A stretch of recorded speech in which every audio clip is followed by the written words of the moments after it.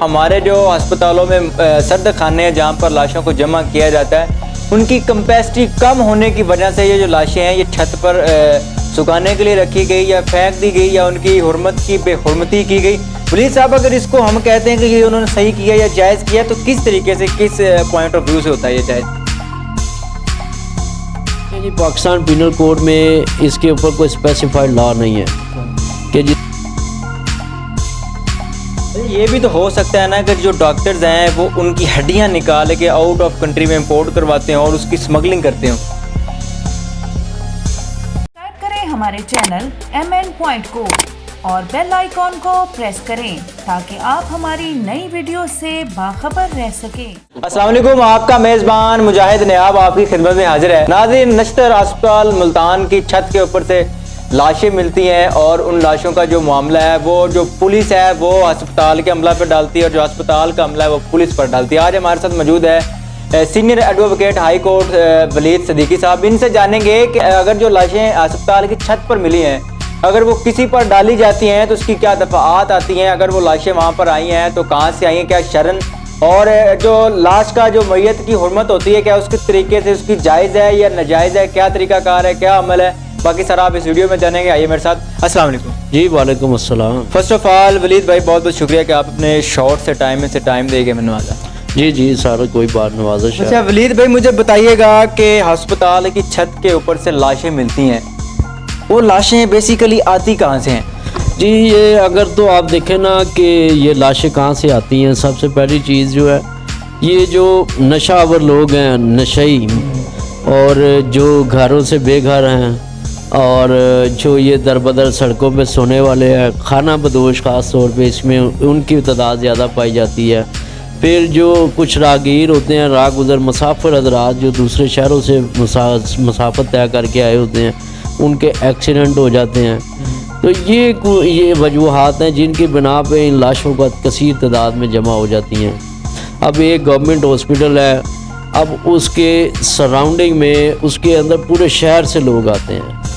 तो अगर लाहौर फ़र्ज़ करें, लाहौर में एक थाना है, यानी कि 50 थाने हैं, और ये 50 थाना एक लवारिस लाश दे रहा है, तो ये महाना आप ज़रा दे लें कितनी लाशें हमें इकट्ठी होंगी। ये आप दादा साहब भी चले जाएं, उसके बाहर आप डेली 2 से 3 लाशें आपको मामूल है मिलना। ये तो ये इन्होंने कहाँ पहुँचाना है जी? गवर्नमेंट हॉस्पिटल में पुलिस ने पहुँचा देना है, उसको सर्द खाने में जमा करा देना है। तो उसकी बना पे ये पूरे एक शहर का, सिटी का बर्डन होता है। जितने बड़े शहर हैं वहाँ पे ऐसे वाक़यात होते रहते हैं। अच्छा, अगर कानून के ज़रिए अगर इन लाशों को किसी के ऊपर हम लगाते हैं तो पाकिस्तान के पिनल कोड के ज़रिए यह क्या बनता है, कौन सा जुर्म बनता है? देखें जी, पाकिस्तान पिनल कोड में इसके ऊपर कोई स्पेसिफाइड लॉ नहीं है कि जिसके मुताबिक इसको सज़ा दी जाए, क्योंकि जो मारना है वो 302 लगती है।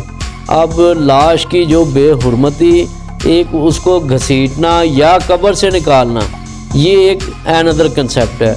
ये जो हॉस्पिटल में पाई गई हैं, ये जो उनका डॉक्टरों का मौक़िफ़ है, वो कहते हैं जी फॉर दी एजुकेशनल पर्पज़ ये हमने किया है, और इसके मुताबिक यानी कि हमें जो हड्डियाँ वगैरह हैं, जो ह्यूमन बॉडी का स्ट्रक्चर है, वो एक फॉर द स्टडी पर्पस इसको इस्तेमाल किया जाता है। ये भी तो हो सकता है ना कि जो डॉक्टर्स हैं वो उनकी हड्डियां निकाल के आउट ऑफ कंट्री में इंपोर्ट करवाते हैं और उसकी स्मगलिंग करते हैं। जी देखें जी, जो इंसान का मेंटालिटी लेवल है, क्योंकि पिनल कोड में 2 चीज़ें हैं, एक तो एक्टस रिया और दूसरा मेंस रिया। एक्टस रिया ये है कि जो उसका एक्शन है, if he is infringing somebody rights, so that is mean he is doing something in action। so जो मेंजरिया है वो है इंसान की सोच, mentality level, what is thing found inside of himself. तो वो हमें नहीं पता कि वो अंदर से क्या सोच रहा है। अब बेसिकली नो डाउट ऐसा कंसेप्ट हो सकता है कि इस पर स्मगलिंग होती हो, इसको फॉर द इलीगल पर्पस भी इस्तेमाल किया जाता हो, इसको दूसरे ममालिक में बेचा। ये तो एक बहुत बड़ा करप्ट माफिया है कि जो अब ये बिलफर्ज आप देखें, ये गुर्दा है या लिवर ट्रांसप्लांट होना है, तो ये आप जो कानूनी तौर पे इसके लिए आपको एक बहुत बड़े प्रोसेस से गुजरना पड़ता है। शरन तौर पर क्या बहुत से लोग कहते हैं कि शरअ तौर पर ये जो उन्होंने अमल अपनाया, ये जो तरीक़ाकार है, छत पर लाशें फेंक देना या उनको धूप पे सुखाना, ये जायज़ है, ये किस तरीके से जायज़ है? अच्छा, जो इसके लिए जो मैंने अभी देखा, जो सोचा समझा, जो कुछ डॉक्टरों से बात भी की, उन्होंने बताया कि ये जो लाशें हमने ऊपर रखी हैं इनको सुखाने के लिए, ताकि इनका जो स्केलेटन हासिल किया जा सके, और क्योंकि ये वो लाशें हैं जिनके पीछे को आने वाला नहीं है। अब इसको फॉर टीचिंग पर्पज़, इससे ये भी तो आप देखें ना, वो पढ़ा के ये वही डॉक्टर आएंगे जिन्होंने लोगों की, हज़ारों लोगों की जान भी बचानी है। अच्छा, वलीद साहब का कहना ये है कि हमारे जो अस्पतालों में सर्द खाने हैं जहाँ पर लाशों को जमा किया जाता है, उनकी कैपेसिटी कम होने की वजह से ये जो लाशें हैं ये छत पर सुखाने के लिए रखी गई या फेंक दी गई या उनकी हुर्मत की बेहुरमती की गई। वलीद साहब, अगर इसको हम कहते हैं कि ये उन्होंने सही किया या जायज़ किया, तो किस तरीके से, किस पॉइंट ऑफ व्यू से होता है ये जायज़? मैंने तो आपको बताया ना कि जो तिब्बी शरिया असूल के मुताबिक यानी कि जो पढ़ाया जा रहा है, अगर तो इंसान की दो चीज़ें हैं, सोच की दो चीज़ें हैं, दो पहलू हैं। अब ये इलेक्ट्रिसिटी है, ये इंसान के लिए एक मुफीद भी है। अब यही इलेक्ट्रिसिटी इंसान की मौत का सबब भी बनती है। तो ये हमने सोचना है कि हम इसको किस पहलू में इस्तेमाल कर रहे हैं। इसका अगर गलत इस्तेमाल किया जा रहा है वो गलत है, अगर तो ठीक इस्तेमाल किया जा रहा है वो ठीक है।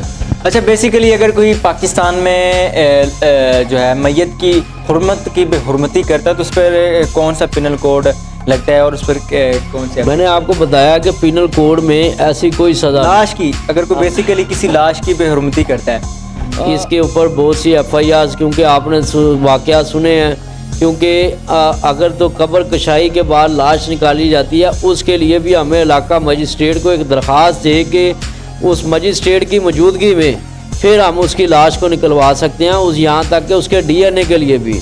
ये क्योंकि इतना इजी टास्क नहीं है कि एक इंसान को लाश को निकाल दिया जाए, उसकी बेहुरमती कर दी जाए। इसके लिए कानून बना हुआ है, कानून की सज़ाएँ भी मौजूद हैं। अगर तो ये ना होती तो फिर इस तरह का ये प्रोसेस ना होता। जी तो नाज़रीन, नश्तर हस्पताल मुल्तान छत के ऊपर से लावारिस लाशें मिलती हैं और उन लाशों को किस पर्पज़ के लिए इस्तेमाल किया गया और उन लाशों का पर्पज़ क्या था, छत पर सुखाने के लिए भेजी गई थी, उनकी हड्डियां निकालने के लिए भेजी गई थी, या हॉस्पिटल की जो सर्द खाने उनकी कैपेसिटी कम होने की वजह से छत पर भेजी गई थी। आपने सारी तफसील जानी। मज़ीद भी इस केस के रिलेटेड जो भी चीज़ें आती रहेंगी आपको दिखाते रहेंगे। मिलेंगे एक नई वीडियो के साथ। अल्लाह निगहबान।